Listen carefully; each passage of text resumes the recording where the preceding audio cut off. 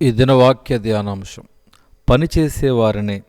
ఏలియా అచ్చటి నుండి పోయిన తర్వాత అతనికి షాపాతు కుమారుడైన ఎలీషా కనబడ్డాడు. అతడు తన ముందరనున్న 12 అరకల ఎడ్ల చేత దుక్కి దున్నించుచు 12వ అరకతోనూ తోలుచున్నాడు. 1 రాజుల గ్రంథం 19వ అధ్యాయము 19వ వచనం. ఎలీషా తన 12 అరకల ఎడ్ల చేత దుక్కి దున్నించుచు 12వ అరక తాను తోలుచున్నాడు. అనగా తన పనివారి చేత పని చేయించుచు తాను కూడా పనిచేసేవానిగా ఉన్నాడు.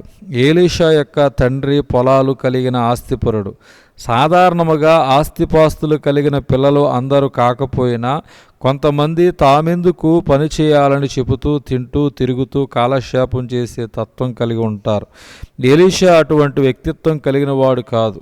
తన పని వారితో పాటు తాను కూడా కష్టపడి పనిచేసేవానిగా ఉన్నాడు. ఎలీషా తండ్రి కూడా తనకు ఉన్న ఆస్తిపాస్తులను చూసుకొని తన కుమారుని బాధ్యతలు లేనివానిగా పెంచలేదు. తన కుమారుడు కష్టపడి పనిచేసేవానిగా పెంచాడు.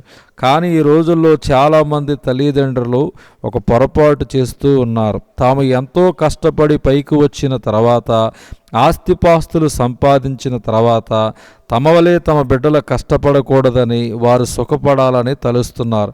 ఈ ఆలోచన వారి పిల్లలను సోమరులుగా చేస్తుంది. కష్టం లేకుండా సుఖం లేదు అనే సత్యాన్ని మర్చిపోవద్దు. మీ పిల్లలను చిన్నప్పటి నుంచే కష్టపడేవారిగా పెంచండి.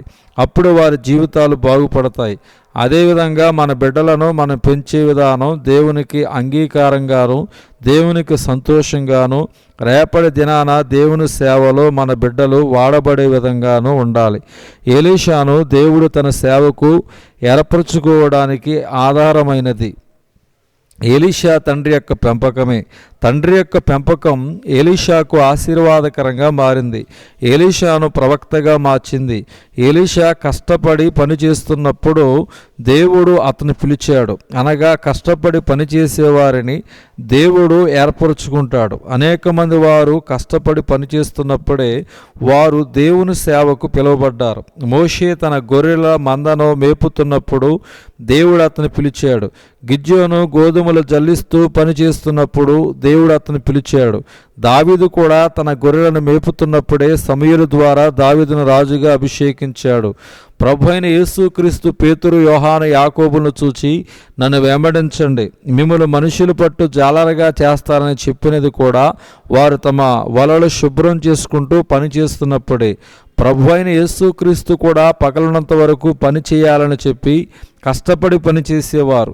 సోమరులను దేవుడు ఏర్పరచుకోలేడు. కష్టపడి పనిచేసేవారిని దేవుడు ఏర్పరచుకుంటాడు.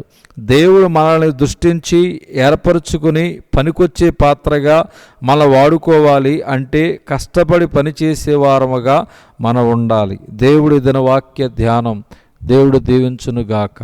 ఆమేన్.